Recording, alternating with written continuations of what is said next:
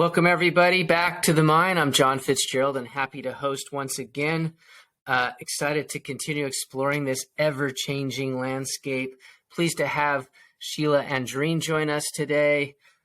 She is the co-founder and CEO of Indieflix and founder of Impactful, which we're going to hear a lot about today.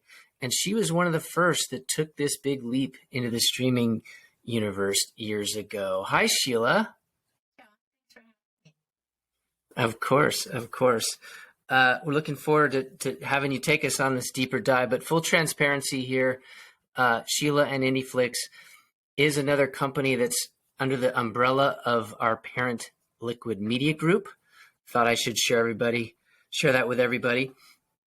So Scilla, let's jump in here. So I know you and your team have been working really hard on this new Impactful venture.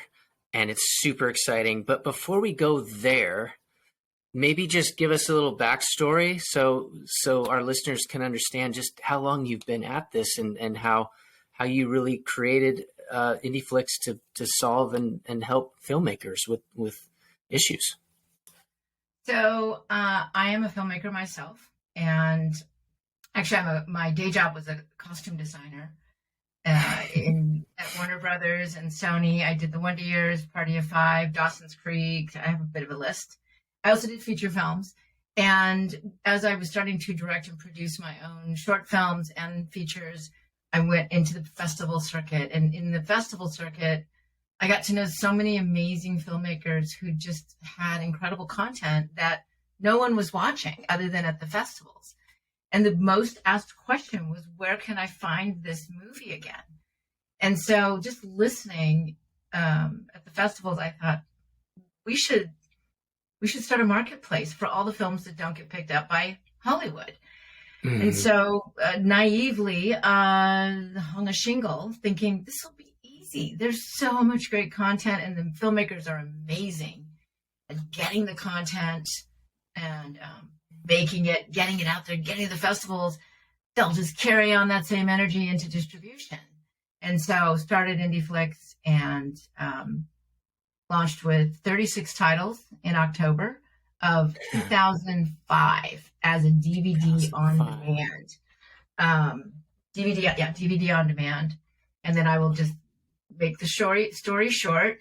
Learned all about funding, raising money for companies, learning about filmmakers, learning that they actually didn't take that same energy that they had to get to the festivals. It didn't carry into distribution. I think we all thought, there's no way we understand that. We don't know how to do that. So I spent the next, 7 years really just understanding the mentality and working with that and wanting to train filmmakers that they can. That distribution is almost another form of storytelling, right? To get people to want to watch your movie. So learned a lot. And, there were times where it ebbed and flowed. There were times where I didn't know if I had enough for payroll. And then there were times where, we had a little extra to try and explore different technologies and ended up going into streaming because I couldn't afford the download to own, the progressive download.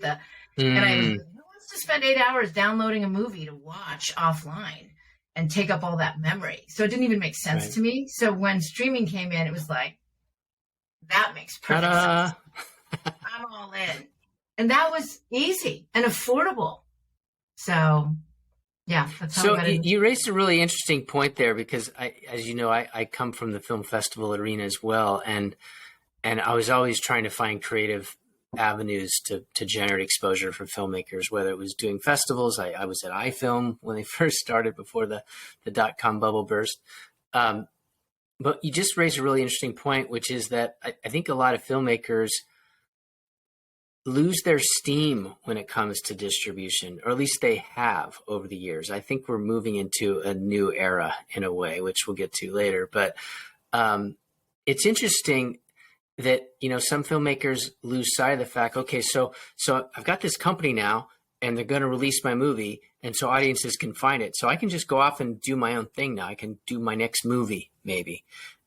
And they don't realize that if they don't put energy and resources against driving eyeballs to that movie. Most of these companies, especially a smaller company like you were, you don't have deep pockets to be spending millions of dollars on marketing campaigns for the hundreds of movies you're bringing in, right? So filmmakers need to help their own cause.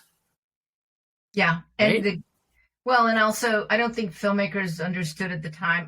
I didn't understand at the time until I had to pay the bill. Just as the library grew, as we needed more selection, and then curating that selection, which you know very well, the work involved with that, it's very time consuming. And then putting together little mini campaigns on a regular basis to get people to come to watch. Beyond the fact that I learned so much, which I'm forever grateful for. And some things are standard that just keep, will never, I don't think will change. But the storage costs, the encoding costs, the time to put it up, the time to label and tag and, categorize it, and then the actual delivery costs, collecting the money, chasing the money, like even on the credit cards, and then the credit cards expired, and then people call and they get mad and they're like, I want a refund. And, like you need an army of people to be able to take care of all of that. When you think about a filmmaker who says, I don't have time to like have a website and sell my stuff. It's like, try doing it for thousands of movies and a small amount of people. And so what do we do? Like, what are the options for filmmakers? I feel like every time I do something as an experiment and then it hits and it's like, wow, what a great success. You made this movie for, $300,000 and now it's made like $7 million, right? How do you do that? Let's do it over and over and over. How do you bottle that? Right. The thing is, not everything can you like replicate en masse. Yeah. And I think we have to start to really understand that, when something's like, oh my God, go over there to that platform, you're going to make so much money. And so everyone goes over there and, it's like, let's get all the followers. Let's do this. Let's do all the things. Let's pour our life into it. And then you're like, where's the money? Right? Like, I built up this great following. I'm having all these great, conversations with people. We're getting ideas, but where's the money? Well, I think that's an interesting point. And I learned that the hard way myself. I was running acquisitions for a company called Film Hub for a short time. And I learned by looking under the hood there that, they were bragging about having, I don't remember what it was, something like 10,000 films or something like this, right? But when you really look at it and you see how many of those movies are actually generating revenues, it was less than 1,000. And so you got to be careful, right? What you're going to sell to filmmakers, and you say, look, we're going to get your film out there to all these platforms, and Amazon's got umpteen thousand titles, and Hulu's got these, and Tubi's got Tubi. There's so many, and if it's not a curation play, if it's a library play, it's a small percentage that are actually going to do really well. I want to just shift gears for a second here, because I remember I was trying to figure out the film. I remember being at the San Diego Film Festival many years ago. I had a film called The Highest Pass, and I feel like you guys had a movie there. Was it? And I want to say it was two. I feel like it was two female filmmakers, and it was a social impact movie. It's before you were doing the whole education thing. But I remember you had a movie there that was under the Indieflix umbrella, but it was playing at the San Diego Film Festival. And I want to say that there were even students invited to come from a school to see this movie. And then there's this kind of campaign that continued from that. I can't remember the movie. Do you remember the name of that movie? Yes. That's it. Yes.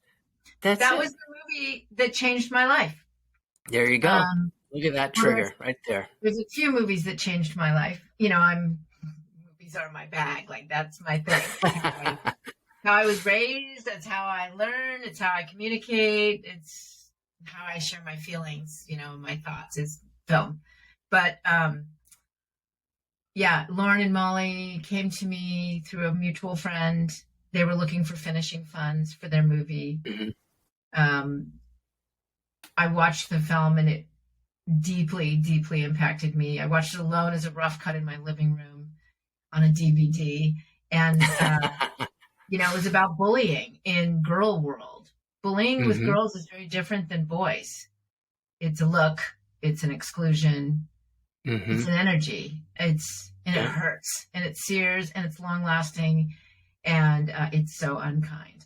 And I watched that movie, and the first thing I wanted to do was to talk to somebody, but it reminded me of a promise I made to myself. In third grade, I was in Breckenridge, Colorado, Summit County school system, Frisco, Dillon, Silverthorne, Breckenridge. They all went to one school. We all went there. I was the only kid of color. Shocking. Like, there wasn't even a Native American or, no blacks, like, just me, and I'm only half Chinese. So I was like, how did that happen? But they hated me, and they bullied me, and they locked me in this little kind of half cupboard, and I was there all day. I heard someone come in the room, and I didn't want to bang because I was so ashamed that I got locked in there.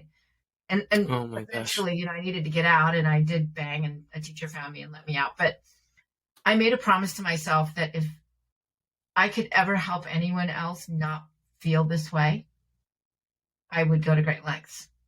And of course, I spent the next 30 years being a bystander. I did not do that because I learned quickly when you stand up for someone else, you suddenly become the target of bullying.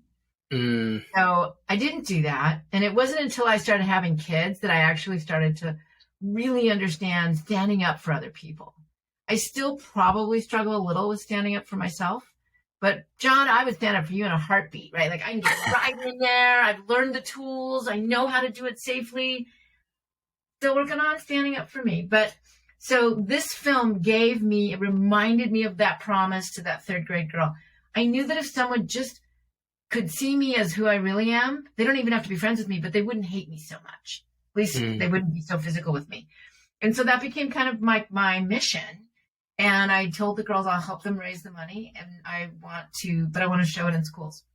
And they were like, yes, that's what we want to do too. And so I think because I was not in a typical Hollywood distributor where, well, it doesn't fit into theatrical, it doesn't fit into direct to video, it doesn't fit, like, how are we going to do this? So this is how I dipped my toe into social impact filmmaking, which I never dreamed I'd be involved in, as much as I love watching docs. And so I didn't know how hard it was. Documentaries are hard.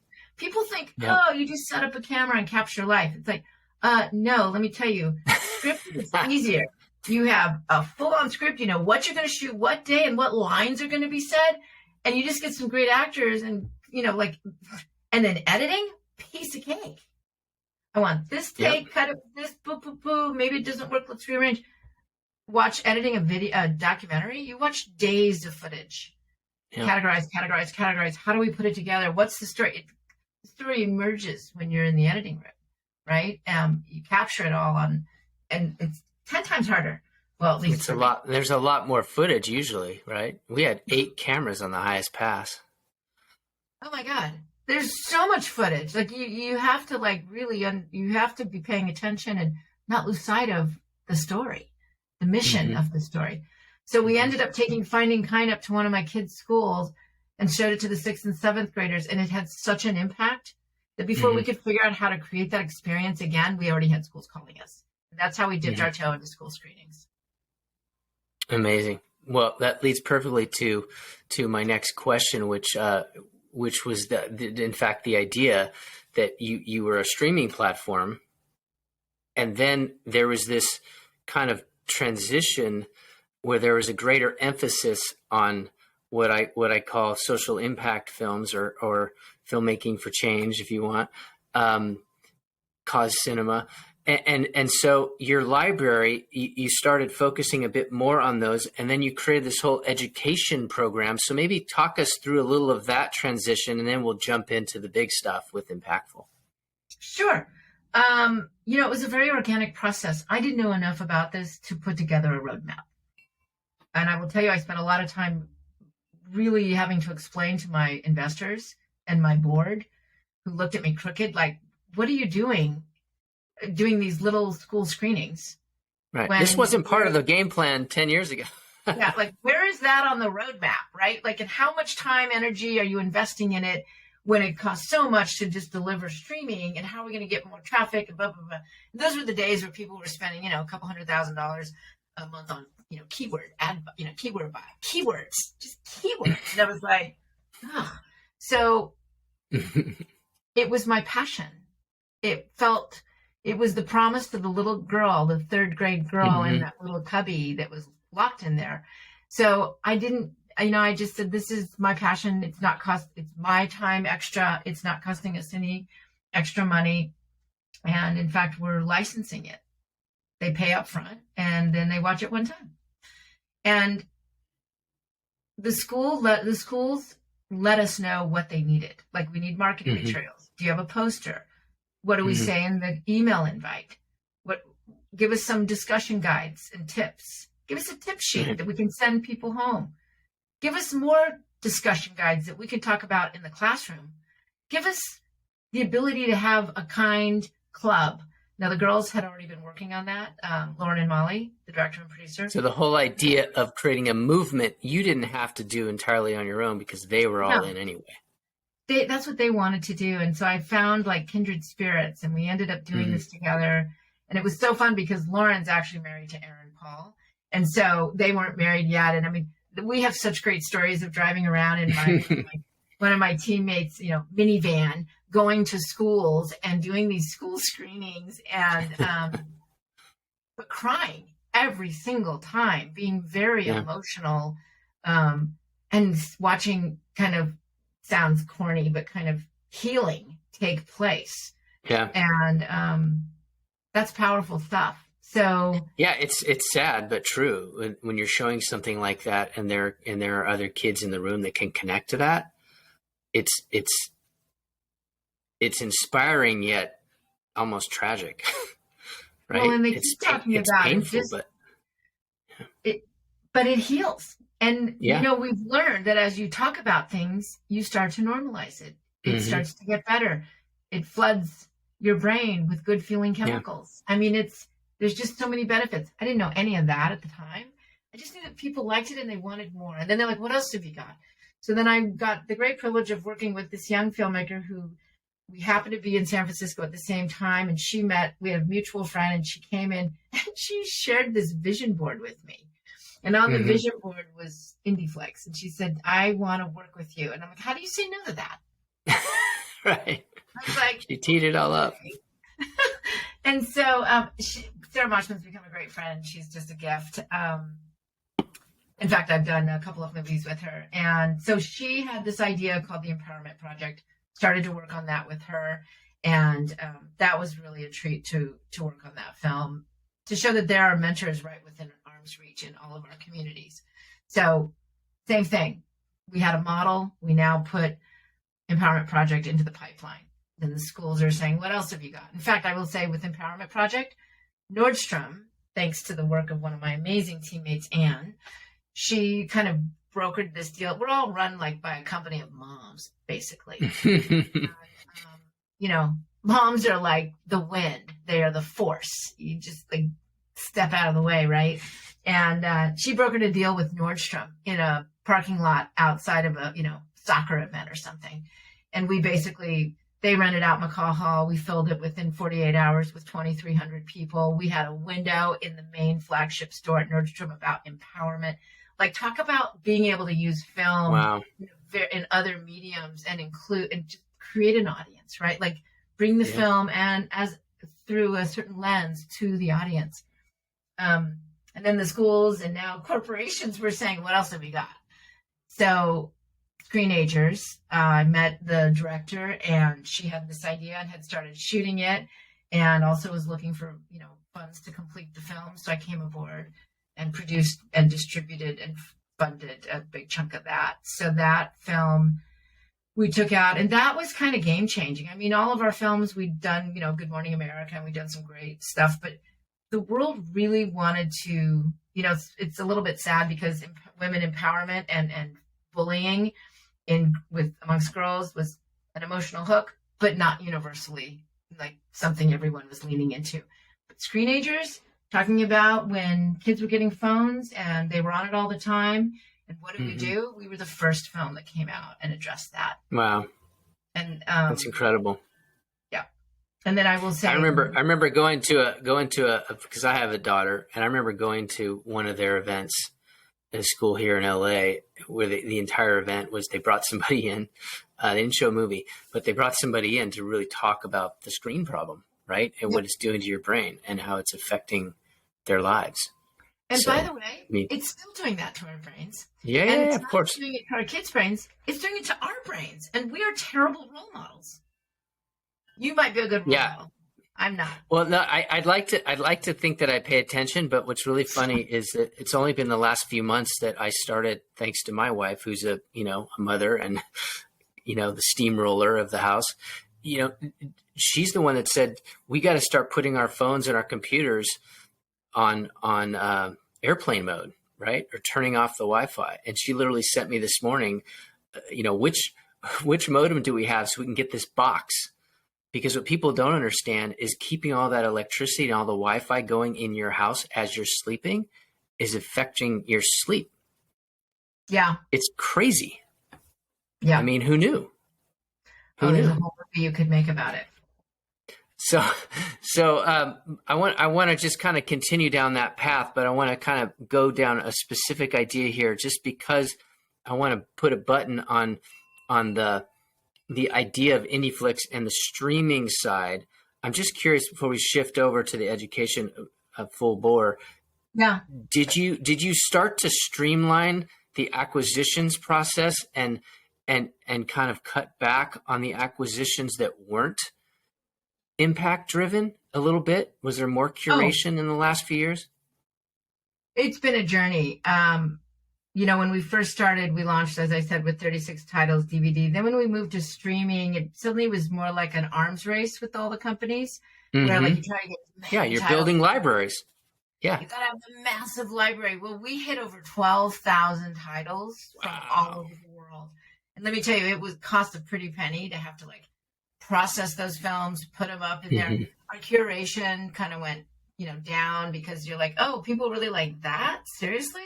Okay.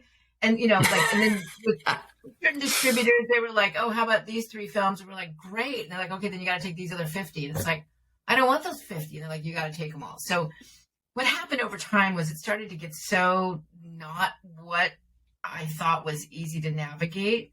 It was so much work. I will say we did create this incredible tool called Quick Pick, which it's still in hiding. We just have it in hibernation, but it was an amazing tool to find something to watch. I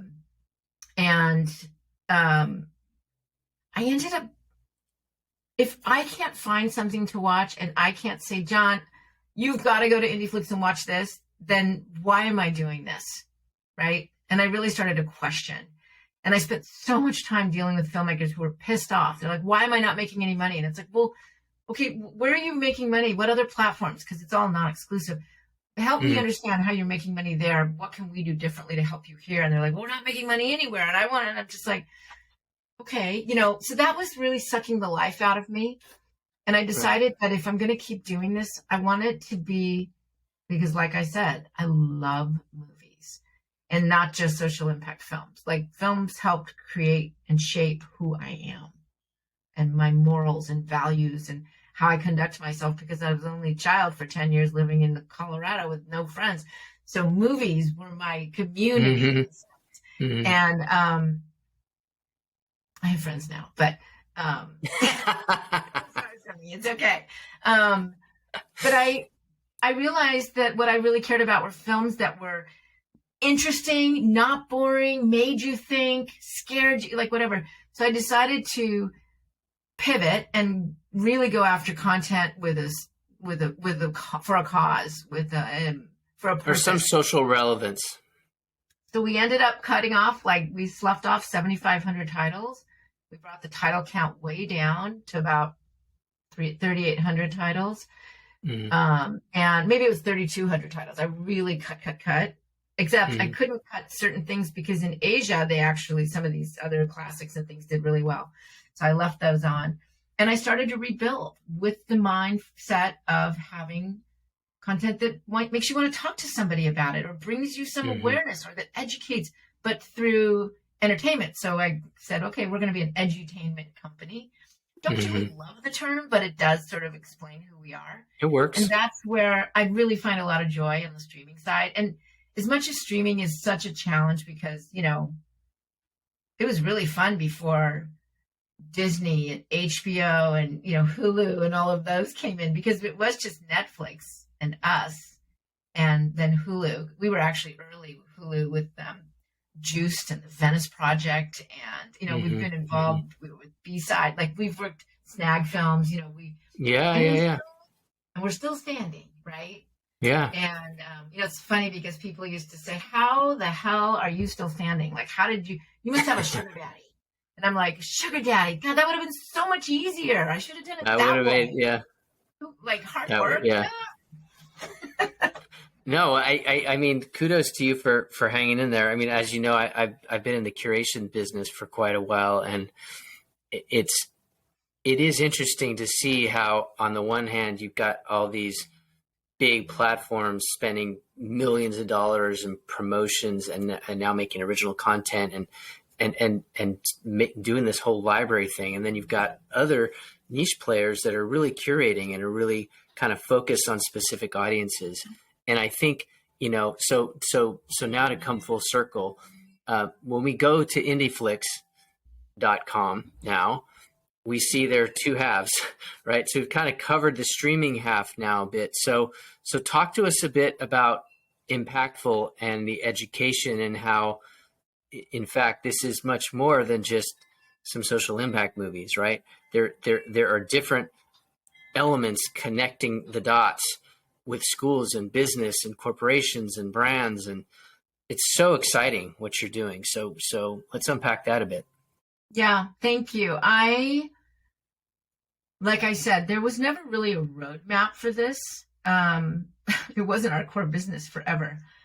It is now, of course, become our core business. And I still love the streaming side because it operates in the black.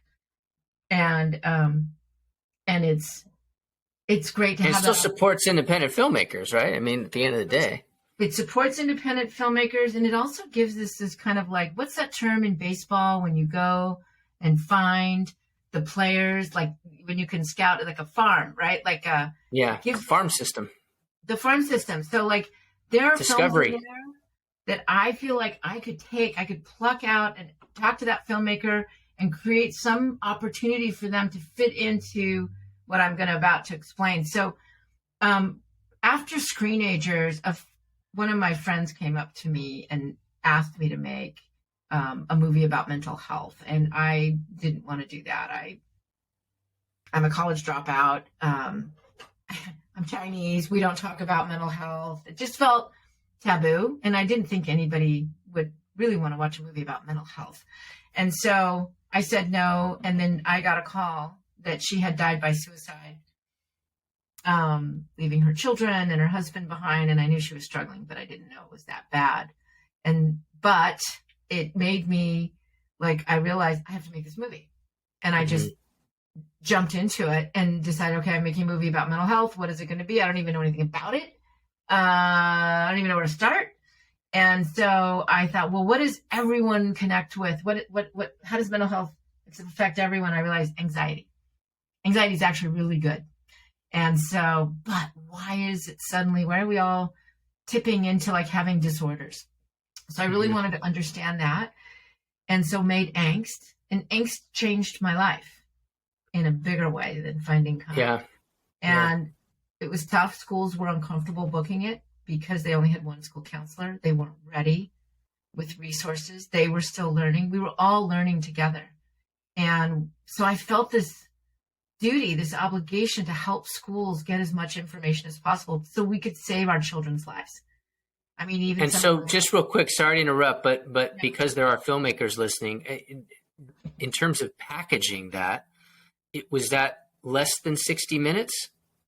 Yes. Angst? Okay. Yes. And so it could fit into a period.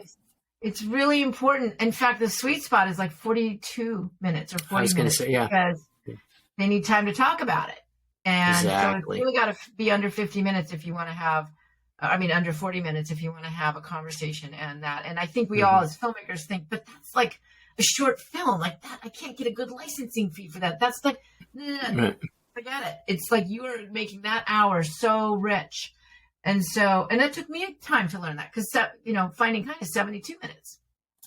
And it was hard to book the time. That was the number one thing I learned, is finding the time at any school or corporation is the number one challenge. And so it wasn't even the money.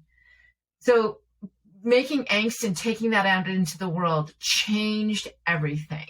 The first 6 months, we probably only had a handful of screenings and we were marketing the hell out of it, but people were afraid.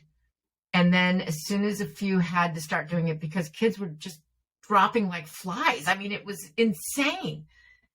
And they started to watch, and we finally started to get the sort of proof in the pudding, which it wasn't triggering anyone. It was actually having this therapeutic effect. And then we I don't even remember this time period. We went into warp speed of materials that we needed to create to support the event. And then that event turned into, we need this for longer. We need to watch it again and again and again with this group and that group. And we're going to break into smaller groups. And we're going to have parent coffees. And we're going to invite the community. And it was just like, okay, so now I'm like, how am I going to add on to their license? So then I thought, okay, let's give it to them for a month, 6 months. And now cut to today, we now do 1 to 5 year licenses. And just real quick, again, just trying to make sure people understand what this package could look like. So you created materials, was it curriculum, toolkits? What are some of the materials that came in that package? It's really a curriculum. We don't call it a curriculum because I think that's really daunting for educators, because they already have curriculums they are mandated to get through. Right. So these are learning modules, and it's a whole program. And what I ended up doing, because after making Angst, everyone wanted to know, well, if anxiety is on the rise, I think it's because of technology and social media. So I made and we addressed that. And then in making it came up, why are people so mean online when they wouldn't be that way in person? So we made the Upstanders, which is all about online bullying and resilience and grit and how to be there for each other. And then, of course, Race to be Human. When George Floyd was murdered, people were saying, you have got to make a movie about race and racism. And I kind of had an Angst moment. I'm like, I can't make that movie. Yeah. But I did, because I was listening in the world differently, and I thought, I know how to make this movie and tie it back to mental health. So then I realized you can't just come in with a movie and then come in with a new movie and start all over. There needs to be a thread of consistency, so you're not always back to one, right? It's the same reason I wanted to create a program, because I used to do campaigns and movements. Where did they live? Like, where would they be? Where would they grow? Where we could continue to contribute, and we would all evolve together. I always felt like I would do a movie, we would do the campaign, and then another movie would come, and we'd do the campaign. And we were always back to one, starting all over again. And I wanted to figure out a way to feed the existing audience we had and just grow it by growing programming. So I came up with the Creative Coping Toolkit. It felt not too heavy, not too mental healthy, not too educational, not too touchy-feely. It felt creative. And so I thought, okay, the Creative Coping Toolkit, that's the package. That's the overall program. And within it is the Angst edition, the edition, the Upstanders, Race to be Human. I've got 2 more on them in the works. And so within those programs, is the movie, the discussion guides, all the things we talked about, then the movie broken into chapters, and then learning bursts, which we now create, the ancillary content that maybe the movie couldn't address, or that come up over time. Perfect example, Race to be Human. We didn't talk about white guilt. I hadn't really heard about it, in the whole time that I was filming, because it was so early. But after the film started testing and going out there, people were like, will you talk about white guilt? So instead I made a learning burst about white guilt, a different chapter, basically a small chapter with all the same reflections, prompts, discussion guides. And it's like the most popular. Wow. And so it's really fun that it's living, breathing, and it's continuing to grow. So the Creative Coping Toolkit is now we're adding social emotional learning activities. We are measuring our impact and sharing it back with communities. And not only is it available to every publicly funded charter school in the state of California, which they just renewed for 2 more years. So they will have a total of 3 years. Every school in California gets to watch it and access the entire program for free. So I'm devoting the next 18 months 100% to engagement, to helping the educators. We've created an educator program and an all-parent program too. So we're just learning as we go. And what I'm realizing is we're almost creating multiple products out of one. Right. Yeah. Out of one movie. So you're diversifying your revenue streams. We have merch. Yeah. Like t-shirts, hats, stickers, you name it. Do you remember Invisible Children? Yes.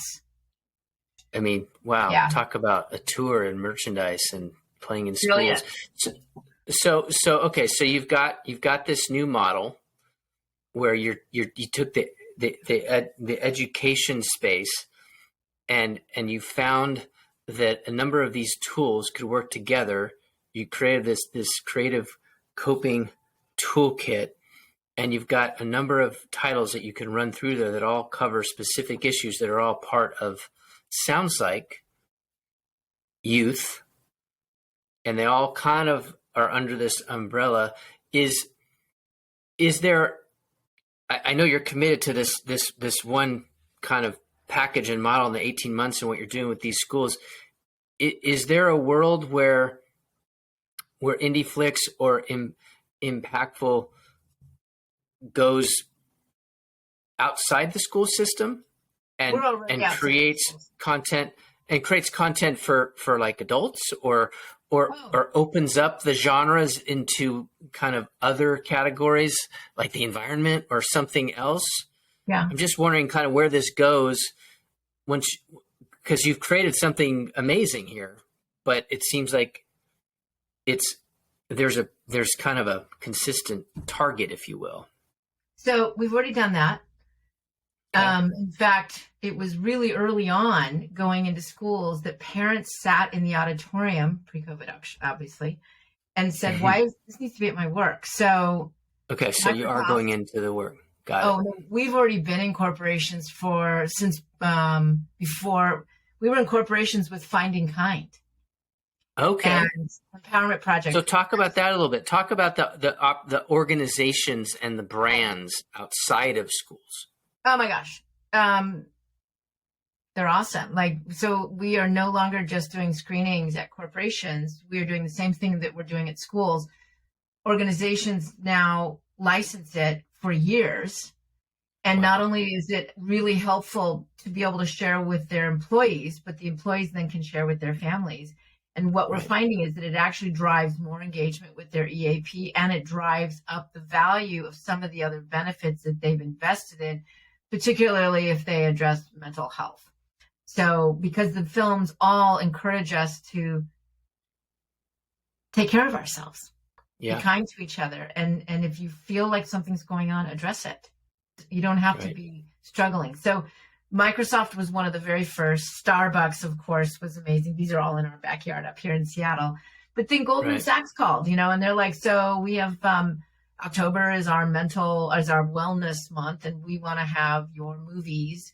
And, so, Liberty Mutual, HP, HPE, KPMG, Deloitte. We work with some of the most amazing companies. And because I'm now great, it's so funny because I used to always hang out at Sundance. Now I'm always hanging out at mental health summits, or I'm friends with HR people and wellness and DEI people. But they really appreciate the power of story to share information and to let people know they matter, that that there's help and resources. And these are not maudlin movies. And while it's funny because you said, are you going to make content for grownups? I only made, we filmed kids because people listen when a kid says something to you, right? Like when a kid says, I don't want to be on the planet anymore. You listen to that. Oh yeah. And you want to know why.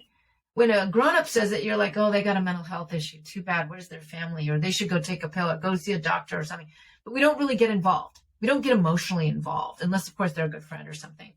And I just started thinking, we need to film kids because kids have very strong opinions. And I know we have 6 kids. So I've grown up listening to my kids, as we try to navigate the world. But the biggest response we get is from grown-ups who say, that was me as a kid. oh my God, I wish I'd seen this when I was younger. Right. I They really saw connect to it at a different level. Yeah. Yep. And so it has been, who would have thought? Let's make some movies with kids, a lot of kids, experts, brain scientists, educators, parents, and other people talking. And let's show that at a corporation. Who would have thought that would work? And I got to tell you, it works beautifully. So it's amazing. Kudos. So happy for you. So I just have one more question, and then we'll wrap this up. But so you've got the streaming universe with Indieflix that's kind of moving, and it's moving along, doing great in the black. You've got this impactful that's changing the world. A lot of these are projects, I mean, correct me if I'm wrong here, are projects that you personally have been in the director's chair and kind of organizing and managing. Of course, you got a team, but there's only so many of those you can do, right? A year. Is there an opportunity for folks that have ideas that can help create change in the world where people can pitch your company ideas, or how do people get a hold of you or the company if they want to bring an idea to you? Is that something you consider? 100%. And I love directing and producing, and I started to do it because I just figured I can do it on budget, on time. I know what they want. I got it down, and I also love it. Yeah. It brings me such joy, and I already it's fulfilling. It is, and it's like, even though I don't know what I'm doing or talking about, right? Like with these topics, I'm no expert, but I know what I want to feel. I made a movie about breastfeeding a few years ago. I mean, come on, the Milky Way. Why is John doing the Milky Way? So I hear you loud and clear. About that. Yes, but we're not quite at a place where we are going to be funding projects at this point. That's right around the corner. So what I would rather prioritize is people who have content that's already made, because as I was saying earlier, we are constantly refreshing this content. And this is an amazing place for us to be able to license content from filmmakers. If it's a feature, we may have to like cut it into pieces, right? Like be open to that. And if it's, because it's interesting how many filmmakers have come to me with an amazing movie and it's, like 69 minutes. I'm like, can you cut it down? No. Right. I'm like, please, is there a way to cut it into 2 parts? No, don't mess with it. I'm like, okay, well then I can't help you, because I can't help you. Yeah. But if somebody came to you with an idea for a movie that was already in the can, and you could cut it into pieces that fits into one of your buckets where you've already got an audience interested in that subject, there's a 100%. World where that's just additional content for you, right? And for your users. 100%. And I'm going to be really focusing on that. And by the way, like, I've learned the way we set up the Creative Coping Toolkit and the different verticals, once I add in money and health, we've basically got it all covered. Now, everyone always goes, what about climate change? Well, climate change can go right under anxiety and mental health, and health. Like, we can bake climate change into so many different places where, let's look at it, because it's so, I really do. I'm very cognizant to not become political. We also make the programs whereby you can remove pieces. So like in Florida, they don't want certain pieces in there, right? They don't want anything where the word queer is going to be mentioned, or I shouldn't say that, because it's actually, schools in Florida have licensed our content. We're always like, wow, how'd that happen?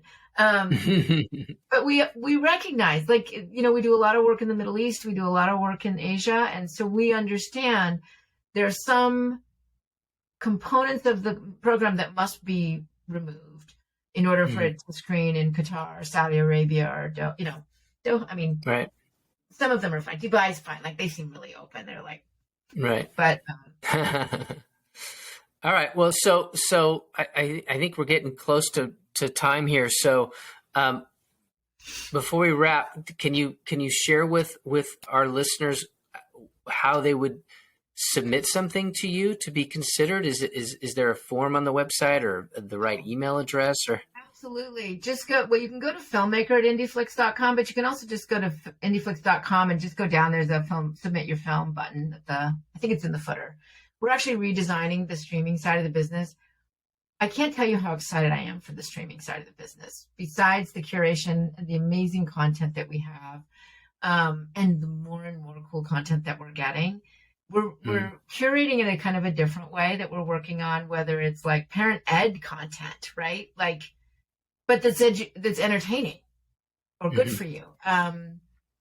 We're launching our fast channels at the beginning of the year, and that's really exciting. I still have this insatiable goal and desire to hear filmmakers say, God, I love Indieflix. I make some money from them. Sorry for that ding if that was me. I don't know where it's coming from.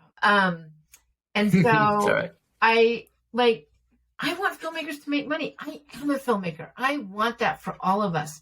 I want to figure out a way that even through the toolkit and all of the corporations and schools that we work with all over the world. I mean, we work in 90 countries. We do. Wow. We serve, I can't remember if it was 7 million, like it's not sexy. It's not in Rentrack. It's not on a billboard on Hollywood Boulevard, but it makes money and it makes a positive impact in people's lives. Yeah. And creating change in the world. Something to talk about. And I mean, gosh, I want to just figure out a way that we can like bake in way more content. But we got to spoon feed it to everyone because we want them to watch it, not just park it there for some money and they never watch it. I want them to watch it. Yeah, and you want them to have the tools to not only be educated, but to be able to take action or learn from it, right? And be able to do something different and move the needle, right? That's we talk a little bit about that with our Mine article, where we talk about cause cinema and this idea that you can have an inspirational an engaging project, but if there's not a call to action or a way for people to kind of make a difference, then in some ways it's not maximizing the opportunities to have an impact. Yeah. Right. Yeah. So thank you so much for that. It's really important. Movies, I think, are one of the most powerful mediums on the planet. And when we watch a movie and we learn something and we feel something, it changes us. It's not just this thing you feel for a minute and then it goes away. Yeah, sure, scary movie. I get so scared I can't even walk into my house. I got to open the door all the way to the wall. And sure, that goes away by the next day or the day after. But you know what's interesting is that I always remember it. And it stays with us. Our living experience stays with us and we build on it. And watching these films, having these conversations, I think we become better as a civilization, as a society. Like there's hope. That gives me hope. Yeah, it's brilliant. I mean, I think it's it's entertainment for change. It's the biggest tool of mass communication. And you know, thanks to you and companies like Participant Media, Impact Partners. I mean, there's some creative visions. There's a lot of great companies that are helping the world understand that this is a great tool for mass communication that can create change in the world. So thank you for all you do. Oh, amazing.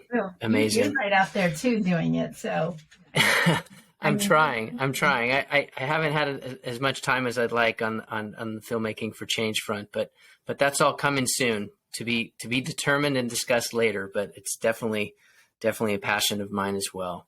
All right, Sheila, well, we're going to wrap this up. Thank you so much for joining us today. Go ahead.